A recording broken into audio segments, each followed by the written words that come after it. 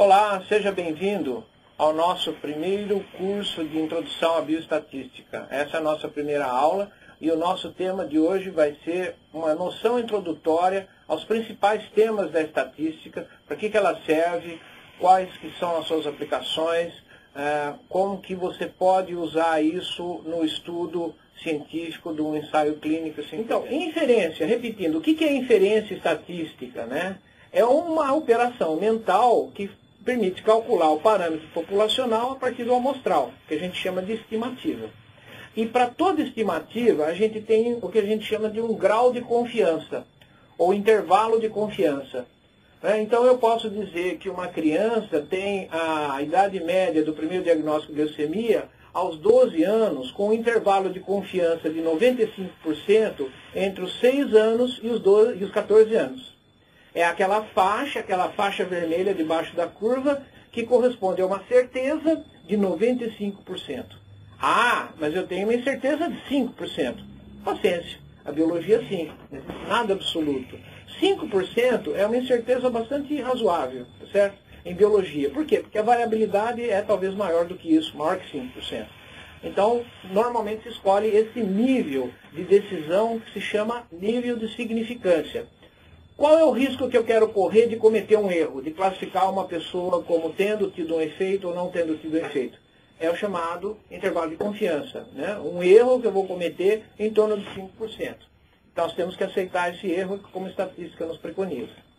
E a seguinte noção de inferência é justamente a aceitação ou rejeição de uma hipótese com base na análise de dados, certo? Muito bem.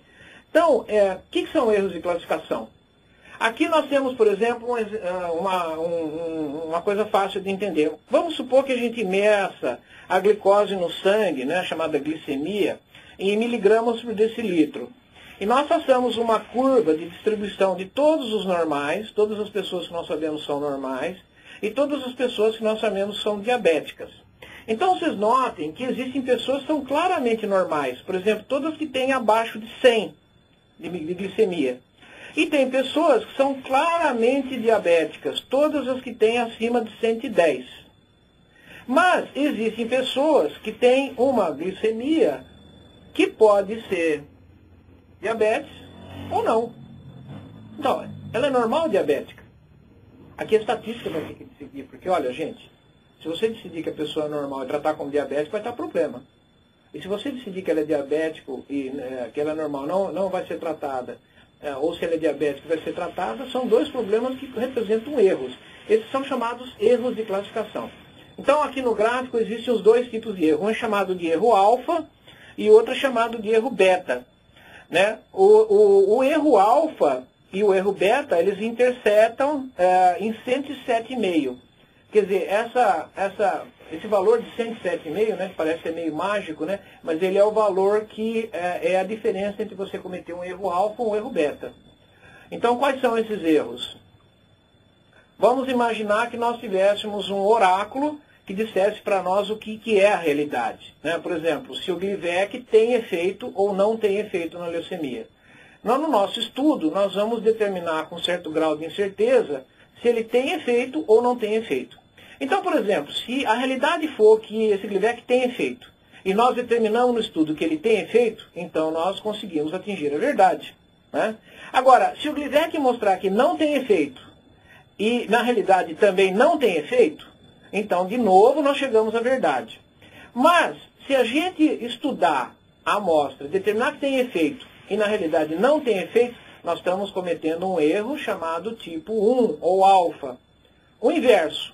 Se na realidade não tem efeito, e nós determinamos que tem efeito, e na realidade nós determinamos que não tem, no estudo determinamos que não tem efeito, é chamado erro beta. Repetindo, a realidade tem efeito, e o estudo mostra que não tem efeito. Então nós estamos cometendo um erro beta ou do tipo 2. Tá? Bom, a arte da estatística é vocês equilibrarem esses erros. Os dois são inevitáveis. Né? Qual que é o pior? O alfa ou o beta? Depende da doença. Por exemplo, em AIDS, pode ser, o erro beta pode ser terrível. Então, vejam bem, ele tem efeito e nós determinamos, ele tem AIDS e nós determinamos que ele não tem. Ele vai ficar sem tratar. Então, o erro beta é um erro terrível. Tá? Isso vai depender do tipo de estudo.